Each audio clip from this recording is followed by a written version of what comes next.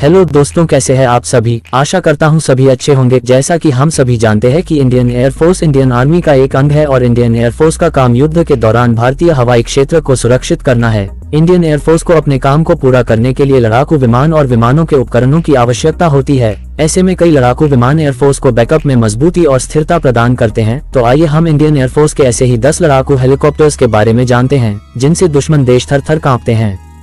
1. Boeing AH Apache. Boeing AH-64 Apache एक twin turboshaft attack helicopter है जिसे United states of America ने निर्मित किया है। ये हेलीकॉप्टर कमांडर की जरूरतों को पूरा करने के लिए विशिष्ट रूप से अनुकूल है। इसमें 30 मिलीमीटर की M230 चेन गन भी है। मौजूदा समय में इंडियन आर्मी के पास 22 ऑपरेशनल बोइंग AH-64 अपाचे हैं। 2. मिल Mi-24।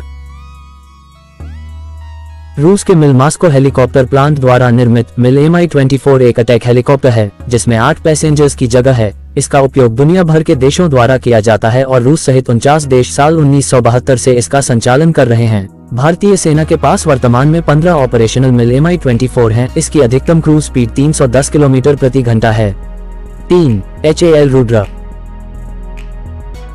हिंदुस्तान एरोनॉटिक्स लिमिटेड द्वारा विकसित और निर्मित HAL रुद्र भारतीय सेना के साथ एक सशस्त्र हेलीकॉप्टर है। ये 20 मिलीमीटर बुर्ज gun, 70 millimetre rocket pods, forward looking infrared, anti tank guided missile और हवा से हवा में मार करने वाली मिसाइल जैसी हमलावर सुविधाओं से लैस है। भारतीय सेना के पास वर्तमान में 16 ऑपरेशनल HAL रुद्र हैं। 4. CH Chinook.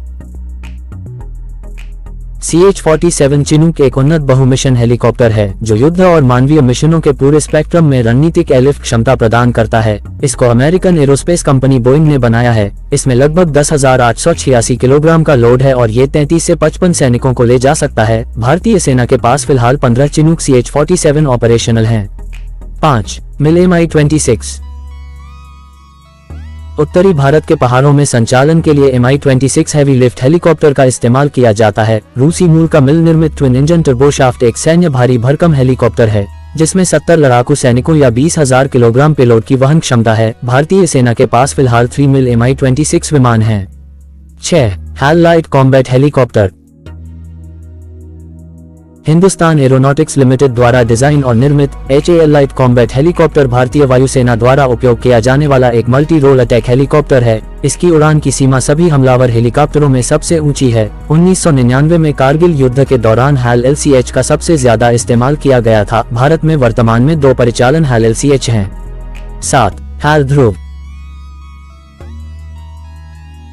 Hindustan aeronautics limited द्वारा डिजाइन और विकसित HAL ध्रुव एक यूटिलिटी हेलीकॉप्टर है जिसे 2002 में पेश किया गया था। इसमें 12 यात्रियों और 2 क्रू मेंबर्स के सदस्यों की क्षमता है।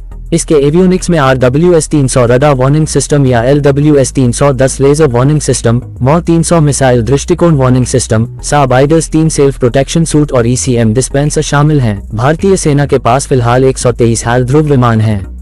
8. HAL light utility helicopter. इसको भी हिंदुस्तान एरोनॉटिक्स लिमिटेड ने डेवलप किया है। इसमें 6 यात्रियों और 2 क्रू मेंबर्स की क्षमता है। भारतीय सेना ने फिलहाल 12 HAL LUH हेलीकॉप्टरों का ऑर्डर दिया है। 9. HAL चेतक।